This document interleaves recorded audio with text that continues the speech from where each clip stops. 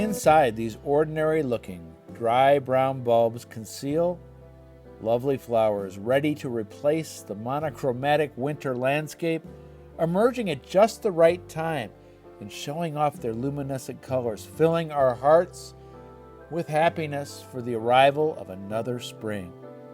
The job of planting them isn't easy, but nothing worthwhile ever is. For over 40 years, I've spent fall with my hands in the cool soil, adding bulbs to the landscape and watching their colorful rebirth each spring with joy over the decades. This is a fall tradition that will continue in my garden as long as I'm able. Planting bulbs is not instant gratification, but boy, it makes spring so special. I fell in love with daffodils as my first bulb, and it was when I was a kid, nearly 60 years ago, visiting Lakeview Cemetery in Cleveland, where my grandparents and other family members are buried. Behind me was Daffodil Hill, which was started in the 1940s. When I moved to this garden, I told my mother, I'm going to plant my own Daffodil Hill in memory of my grandparents and those other family members. And every year since, I've added 1,000 bulbs using this tool. This is the Power Planter Bulb Auger, made in the USA. This tool I will pass down to my grandkids. You can find a cheaper one, and this one's only maybe $27. You can find a cheaper one on Amazon, but it won't last. This will last. It makes bulb planting fun, and I'm using it on a Black & Decker 20-volt drill. Let's get some of those daffodils in the ground. For years, I've worked with flowerbulbs.com. They don't sell bulbs, but they have the same mission I do, to get you to plant bulbs. And I can't imagine having a garden season without planting bulbs. I'm working my way up the driveway over the last couple seasons, and this is a good spot, right on kind of the edge of the forest. What these bulbs want is full sun in the spring, and then to dry out during the summer. And with these trees over here, they will dry out. And I'm not putting up in rows. I'm just making this kind of drift of bulbs. I've got about 100 here with my bulb auger. Let's see how long it takes. And I'm just going to kind of go and find a good spot, and that's a good one right there. Easy to put in. Bulbs are planted 3 times as deep as the actual bulb. Oh, this is going to be easy if it's like this. Now I'm using the short auger, 7 inches.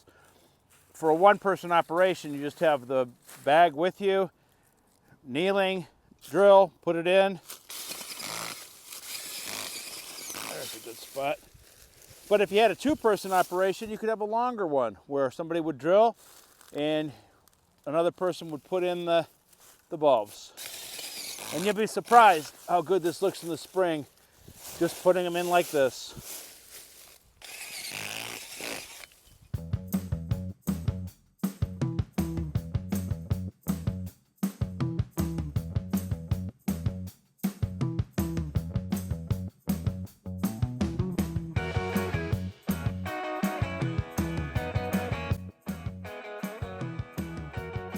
20 minutes later, we've got our first 100 bulbs in. That's how quickly you can do it with the bulb auger.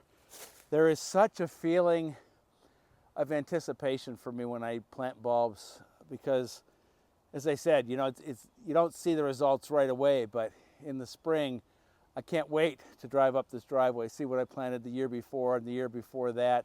So I have a trick when planting tulips and crocuses to keep the underground critters at bay, at least for a season or two.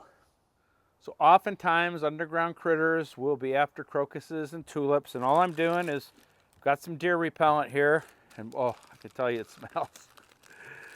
And we're just going to soak the bulbs for just a couple minutes in the deer repellent. And this is not a forever thing, but this will keep them off there early in the season and maybe into next season. And then all we do is just kind of shake it around, let them soak for a couple minutes. And we'll be planting. Now tulips, for me, I cannot plant them outside a fenced-in area because the deer will eat them.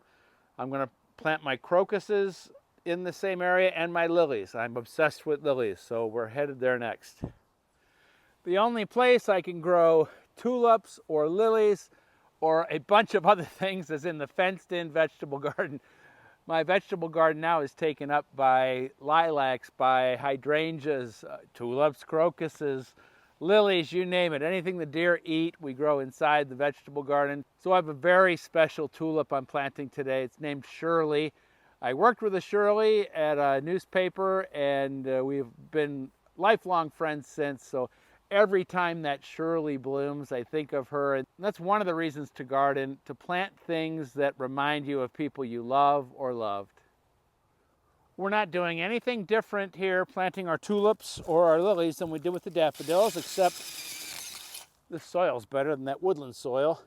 We've had a drought and the soil out there in the woods was dry, but those bulbs will sit there, the snow, the rain, it'll be fine. Here in the vegetable garden, I've mapped out where these tulips are going.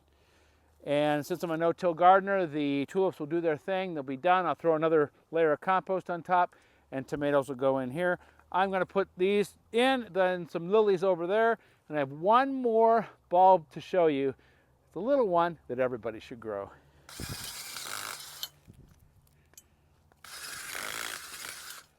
These little guys are snowdrops, and I am obsessed with them, just as I am daffodils, lilies, and I have to have my tulips.